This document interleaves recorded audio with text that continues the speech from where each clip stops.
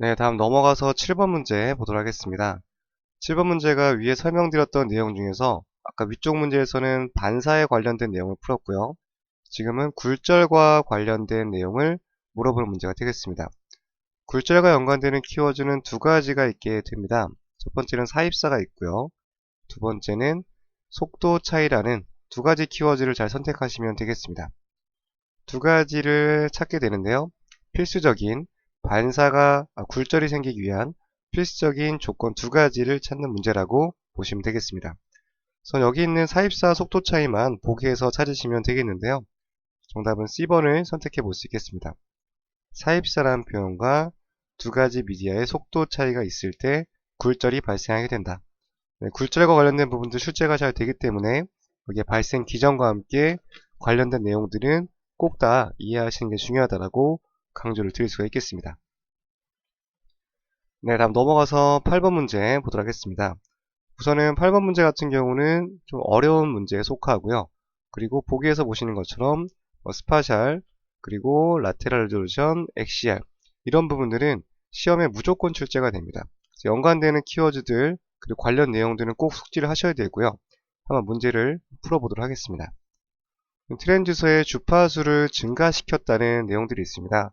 아마도 어떤 상호관계, 상호작용을 물어보는 문제라고 예상을 해볼 수가 있겠습니다. 그렇게 됐을 때 나타나는 결과로 관련이 없는 것을 찾는 문제입니다. A번 보시면 주파수가 증가했으니까 파장이 감소하게 되죠. 그러면 거기에 따른 SPL도 같이 감소하게 되겠습니다. 그래서 감소한다. A번은 연관이 있는 내용이고요. 두 번째 보시면은 B번 라테럴 레졸루션 중에서도 원거리 음장이 개선된다. 이것도 맞는 보기인데 뒤쪽에다 그림 보면서 다시 설명을 드리도록 하겠습니다. C번 같은 경우는 SPL이 줄어들었기 때문에 XCR도 개선될 수 있겠죠. 이것도 맞는 보기라고 볼 수 있겠고요. D번 보시면은 정답은 이 부분인데 근거리 음장 쪽의 라테랄 레졸루션은 따로 개선되지 않는데 이거는 주파수와 관련이 없는 부분이라고 우선적으로 좀 기억해 두시면 되겠습니다. 여기에 대해서 좀 추가적인 설명 드려보도록 하겠습니다. 우선 그림을 보시면 조금 더 이해가 잘 될 수가 있겠는데요. 지금 그림 보시는 모습들이 음파가 모였다가 퍼져나가는 형태라고 보시면 되겠습니다. 가장 좁아지는 구역, 포커싱이 되는 구역과 퍼져나가는 구역들이 있게 되고요. 여기까지 가는 것을 근거리 음장이라고 하죠.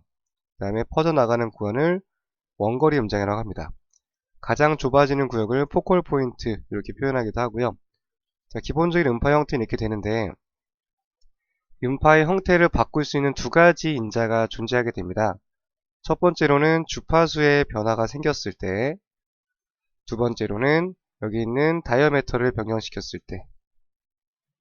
첫 번째 보시면 주파수가 증가함에 따라서 근거리 음장이 점차 길어지는 모습이 관찰되고 있고요. 두 번째로는 원거리 음장에 많이 퍼져 있던 빔 형태가 모여드는 그런 부분이 관찰되고 있습니다. 좀 전에 보기에서 보신 것처럼 주파수를 증가시키게 되면 원거리 음장의 측 불행이 증가하게 된다. 여기 있는 빈폭 자체가 줄어들었기 때문에 당연히 측 불행이 증가할 수가 있겠습니다. 하지만 주파수가 증가했다 하더라도 근거리 음장 쪽에 있는 폭 자체는 보시는 것처럼 변화가 없죠.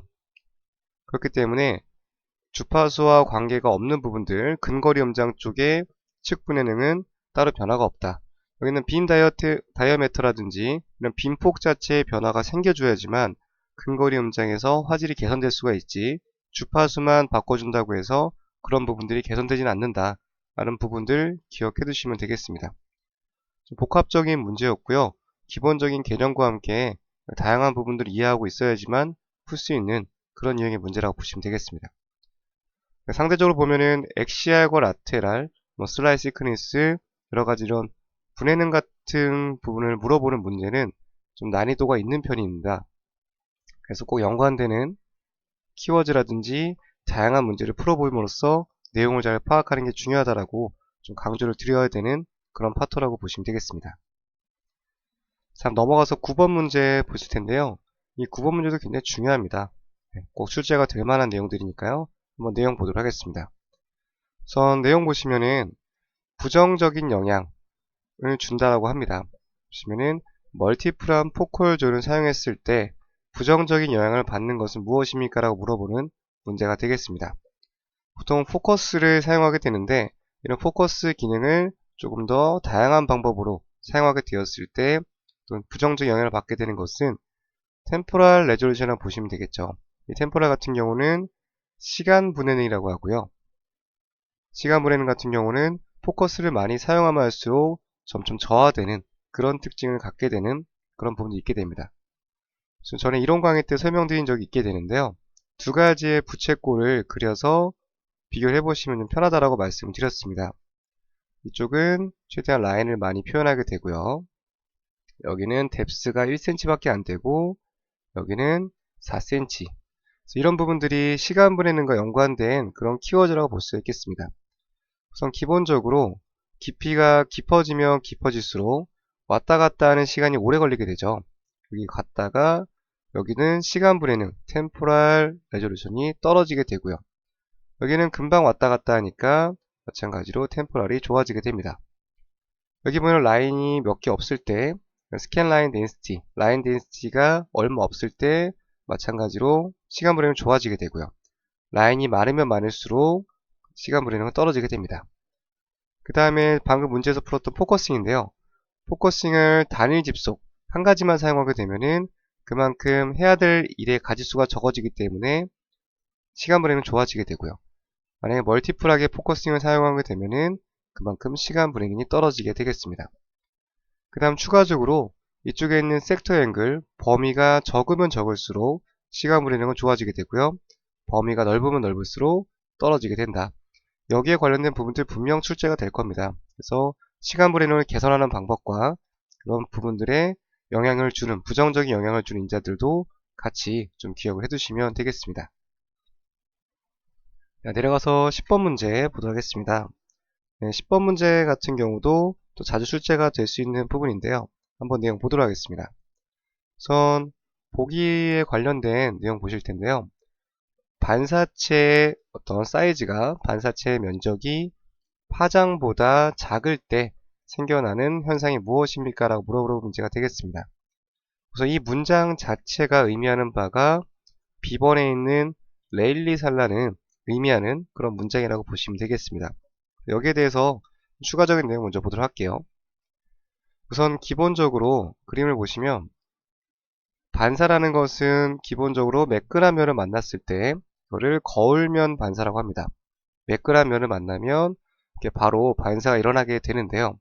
만약에 표면 자체가 거친 부분을 만나게 되면 디퓨저하게 반사가 생겨지게 되고요.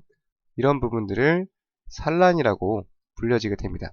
정리해보면 매끈한 면을 만났을 때와 이렇게 거친 면을 만났을 때 나타나는 반사 형태가 달라지게 되고 디퓨저한 반사를 스캐터링이라고 불려지게 된다. 근데 그 다음에 중요한 부분들이 스캐터링 자체가 혈액에서 생겨나게 됐을 때 나타나는 모습인데요. 지금 보시는 것처럼 혈액 안에서 스캐터링이 생겨지게 되는데 혈액 안에 있는 적혈구 RBC 같은 경우는 굉장히 입자가 작죠.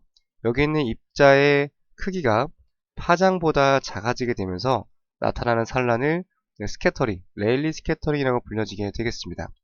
그래서 보통 여기에 관련된 부분들은 입자가 굉장히 작은 이런 표현들이 나타나게 되고요. 보통 초음파에서는 적혈구에 연관된 그런 키워드가 나타나게 된다라고 보시면 되겠습니다. 그 다음으로 중요한 포인트는 산란 같은 경우는 주파수가 증가함에 따라서 더 많이 생겨날 수가 있다라고 보시면 되겠습니다. 종종 그런 부분들을 물어보게 돼요. 산란이 너무 과도하게 일어났다. 어떻게 조절하면 되겠느냐?